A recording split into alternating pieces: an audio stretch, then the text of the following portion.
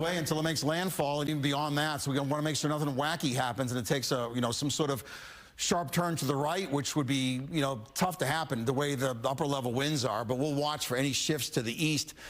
It looks like it's going to pass enough west of us to keep the strongest winds offshore. We always look back on past storms and think about, okay, what did a similar storm do? We talked a lot about Hermine in 2016 and also Gordon back in 2000. Hermine was pretty far west of us as a Cat 1, and actually some of the biggest storm surge flooding from Hermine happened when the storm was up here, up over the Big Bend, when the winds turned to the west and southwest. So just based on that history, we'll be watching for some higher water along our coast kind of two times.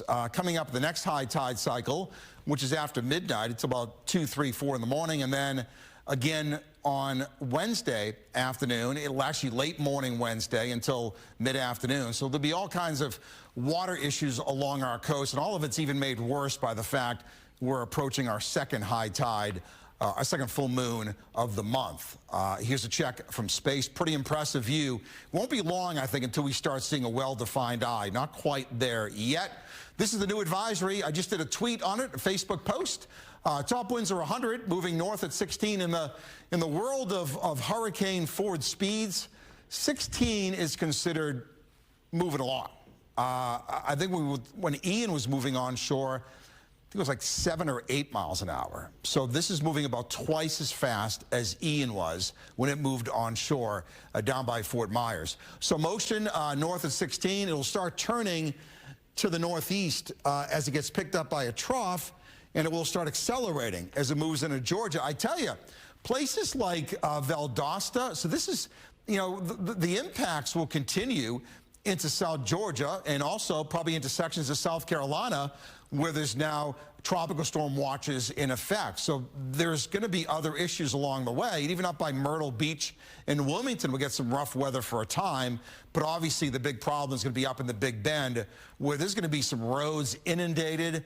And we'll keep a close eye on Cedar Key and even Citrus, Hernando, and Pasco. Closer to the path, we'll see the highest water. And then by Tuesday and by Sunday, it's kind of drifting to the east and southeast to the west of Bermuda.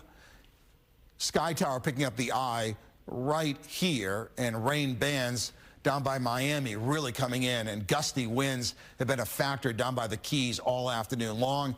Here's one huge area of weather which kind of sits west of us. There's been rounds of weather kind of pivoting from southeast to northwest. We're watching for any indications of a tornado, but as of now, there was one earlier down by Naples, but for now, it's pretty quiet as far as that's concerned. We'll zoom in. Fort Meade, Dundee, Lakeland, rounds of rain going by. Some rain went by North Tampa, now moving into Pasco County. And as we head to the east, even rain heavy along the east coast. Over by the Turnpike, we slide north. Brooksville, Homosassa Springs, areas of heavy rain. Tampa Bay impacts. Gusts, in some of the stronger squalls, could be 50 plus. 3 to 6 inches of rain. We talked about the storm surge. Same thing up in Hernando, Pasco, Citrus, with a little higher storm surge. And then inland, I think your winds fairly okay. I mean, when you went through Irma and you went through Ian, for you, and then you always talk about comparing storms, it's probably not as bad as it was certainly during Irma, when Irma kind of came up from the south and cut across the state. So it'll be kind of a noisy night, and there's not impossible you could lose power if one of the squalls go by and knocks, how it works, knocks down a branch on a line, you get no power. But I think in the big world of Florida hurricanes, inland counties should be fairly manageable. We'll watch for any deviations, or if that thought process for us changes, we'll let you know. Got more coming up at about 5:45. Back to you. All right. Thanks, Paul.